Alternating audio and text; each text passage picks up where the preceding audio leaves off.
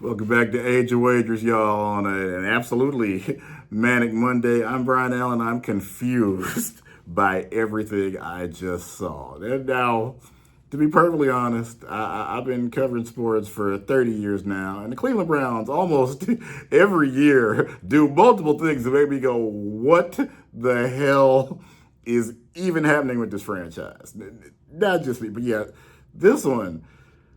Saturday, I thought we all went out there. We saw Shedeur Sanders play. And look, I'll admit my own bias. Yeah, I'm a Deion Sanders fan, Shedeur Sanders fan from Colorado. He had people like my wife who could not care less what happens in college football. He had people like that watching the Colorado experience, staying up late because, Colorado games, we start at 10:30 p.m. Yeah, I'll admit the bias I bring to the table. But in spite of all that, what we saw Saturday was Shedeur Sanders clearly played much better than Deshaun Watson did by anybody's assessment. And Deshaun wasn't just bad. After he went out there and quite literally stunk up the joint, he came into a press conference and just showed his whole you know what to the Cleveland Browns faithful. Answer your question like, hey, can this team is booing you and may continue to boo you. Can you continue to play quarterback like that? I don't know if I can. Well, I mean, that's literally the job you're auditioning for. What are we supposed to do if you can't play quarterback for the Cleveland Browns fan base? Oh, and it's a disrespectful thing. Well, yes, what have you done to earn anybody's respect? Let's just break it down. Off the field, more than 20 credible sexual assault allegations. In spite of all that, because the Browns are desperate to stop this eternal revolving door at quarterback, they still brought him in, paid him a record.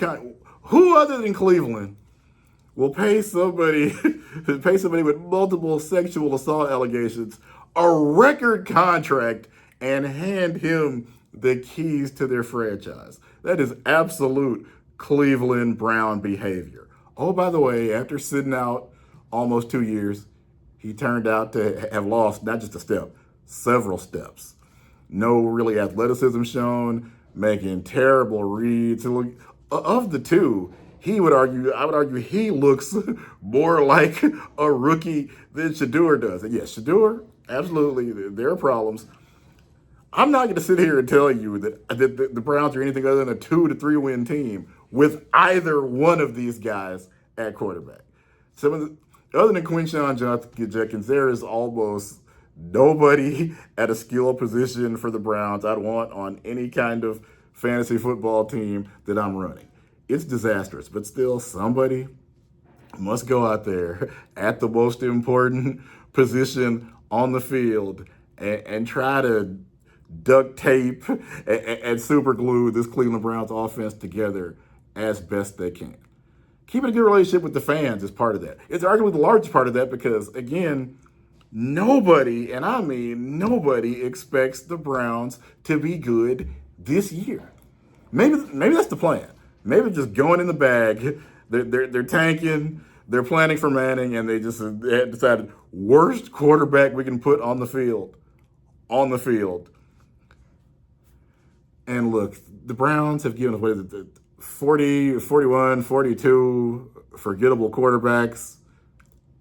I should mention Baker Mayfield has got to be laughing his ass off right now at the disaster that is unfolding in Cleveland. Because is Baker Mayfield the second coming of Tom Brady while trying to follow Tom Brady? Certainly not. There are multiple flaws with his game. We saw them all in Cleveland.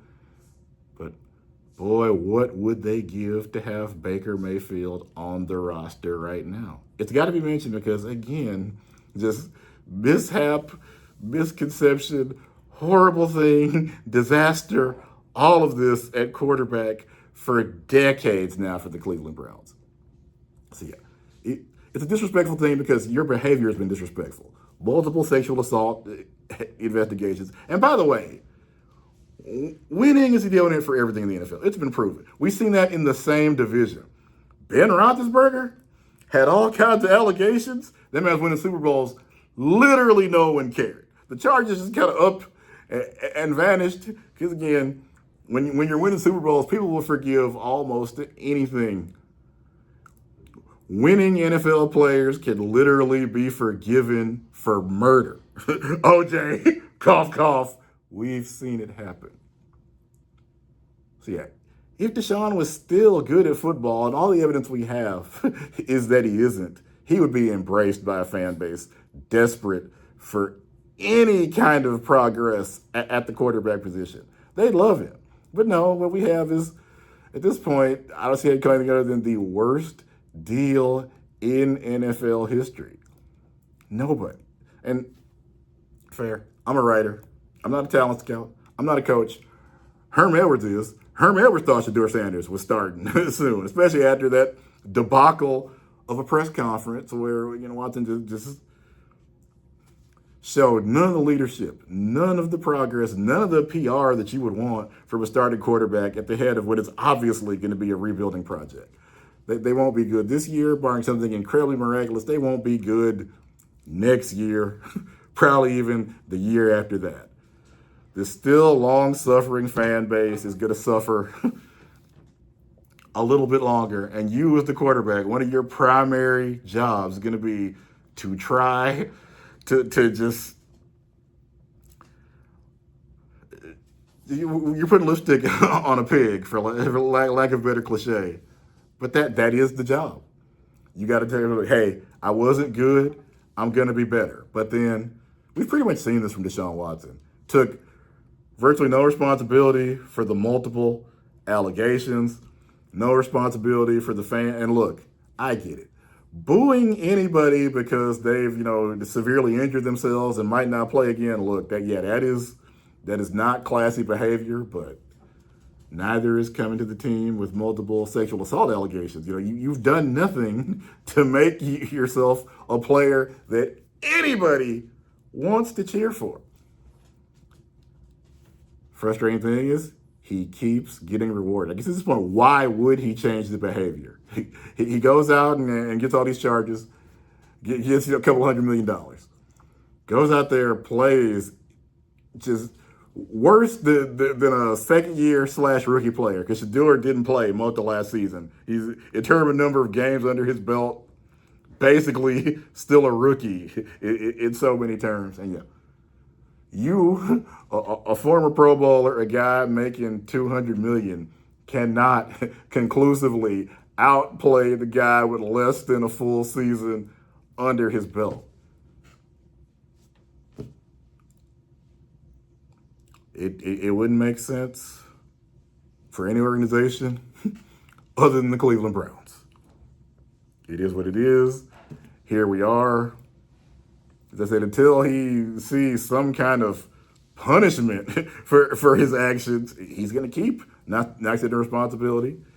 Probably keep holding. I did see he apologized for his comments to the fans. That was, I'm sure, the minimum he had to do, or maybe he didn't.